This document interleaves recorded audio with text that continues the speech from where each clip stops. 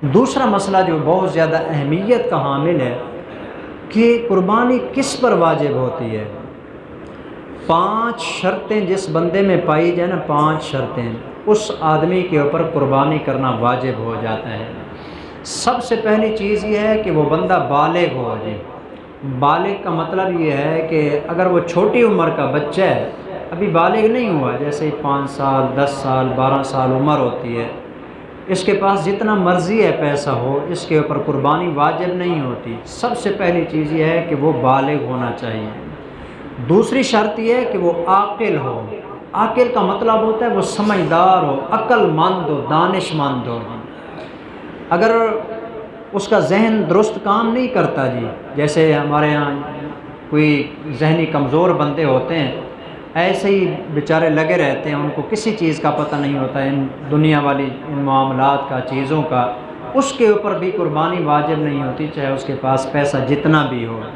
तो दूसरी शर्त यह है कि वो आकिल होना चाहिए, यानी समझदार होना चाहिए। तीसरी शर्त यह है कि वो मुसलमान होना चाहिए। अगर वो मुसलमान नहीं होगा तो इस सूरत के अंदर उसके ऊपर भी कुर्बानी वाजिब नहीं है। और चौथी शर्त यह है कि वो आज़ाद होना चाहिए। ये पहले ज़माने के अंदर शर्त हुआ करती थी, आजकल तो ये चूँकि है नहीं, यानी ग़ुलाम होते थे और आज़ाद होते थे। उसकी जगह पर एक और शर्त है जो मैं आपको बता देता हूँ, वो ये है कि वो मुकीम होना चाहिए। मुकीम एक वो होता है जो अपने घर में रहता है, एक वो होता है जो परदेश में होता है, मुसाफिर होता है, जिसने शरई तरीके से सफ़र किया है और वो इन 3 दिनों में सफ़र के अंदर ही रहा है जी। तो जो बंदा इन 3 कुर्बानी के जो दिन हैं 10, 11 और 12 ज़ुल्हज, इन 3 दिनों के अंदर जो बंदा शरई सफ़र पे था जी, यानी 78 किलोमीटर फासला था जहाँ पर ये गया है, और 15 दिन से कम इसने वहाँ पर रहना है, इस बंदे के ऊपर भी कुर्बानी करना वाजिब नहीं है। और 5वीं शर्त जो मैंने आपके सामने असल के अंदर ज़िक्र करनी थी, ये तो अल्हम्दुलिल्लाह तकरीबन तमाम मुसलमानों के अंदर पाई जाती हैं। आकिल बालिग मुसलमान होते हैं, मुकीम होते हैं, अपने अपने घरों वाले होते हैं। 5वीं शर्त यह है कि वो साहिब निसाब हो जी। साहिब निसाब कौन होता है कि जिसके ऊपर कुर्बानी करना वाजिब है? 5 चीज़ें हैं जो कुर्बानी के लिए गिनी जाती हैं जी। 5 चीज़ें, अगर वो 5 चीज़ों में से एक चीज़ 52.5 तोले चांदी की मिकदार के बराबर हो जाए, या उन 5 को मिलाकर 52.5 तोले चांदी की मिकदार के बराबर उसके पास सरमाया मौजूद है, तो इस बंदे के ऊपर कुर्बानी करना वाजिब हो जाएगा।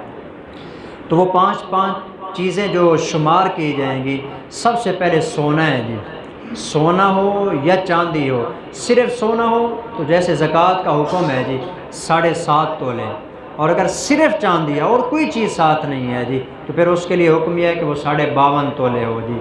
सोना, चांदी, माले तिजारत, ये जो कारोबार के अंदर पैसा लगाया हुआ होता है या सामान पड़ा होता है दुकान के अंदर, कि जितनी भी चीज़ें होती हैं जो कारोबार के अंदर चल रही होती हैं, इसको माले तिजारत कहा जाता है। चौथे नंबर पर नकदी है, जो पैसा होता है नकदी करेंसी की शक्ल में, घर में मौजूद हो या बैंक में मौजूद है या किसी के ऊपर कर्ज़ है, पैसा इसका है लेकिन किसी के पास कर्ज़ा पड़ा हुआ है जी, और 52.5 तोले चांदी की मिकदार के बराबर है।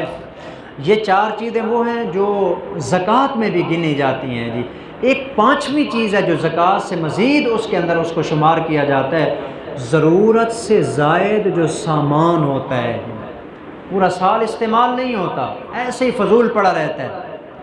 ज़रूरत से ज़ायद जो सामान घर के अंदर पड़ा होता है, चाहे वो बिस्तरों की शक्ल में हो, बर्तन की शक्ल में हो, कपड़ों की शक्ल में हो, या जो चीज़ ज़रूरत में दाखिल नहीं है, जिस तरह कि ये बड़ा मोबाइल रखना जी, ये ज़रूरत में दाखिल नहीं है, छोटे मोबाइल से भी गुजारा चल सकता है। एक आदमी ने 1.5 लाख का मोबाइल रखा हुआ है जी, ये ज़रूरत में दाखिल नहीं है, लिहाजा ये मोबाइल का जो पैसा है ये भी उसके अंदर गिना जाएगा।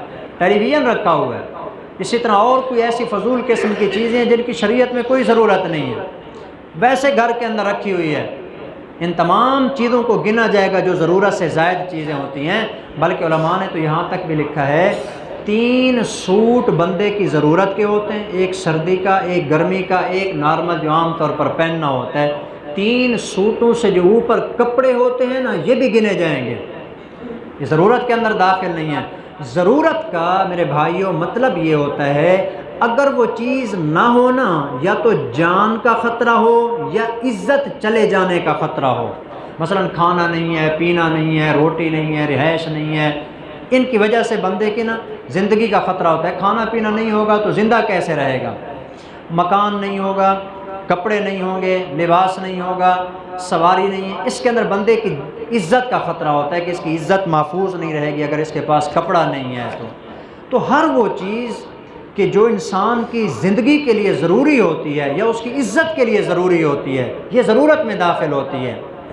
और जो चीज़ इससे हट के होती है ना, ये उसकी ज़रूरत में दाखिल नहीं है जी।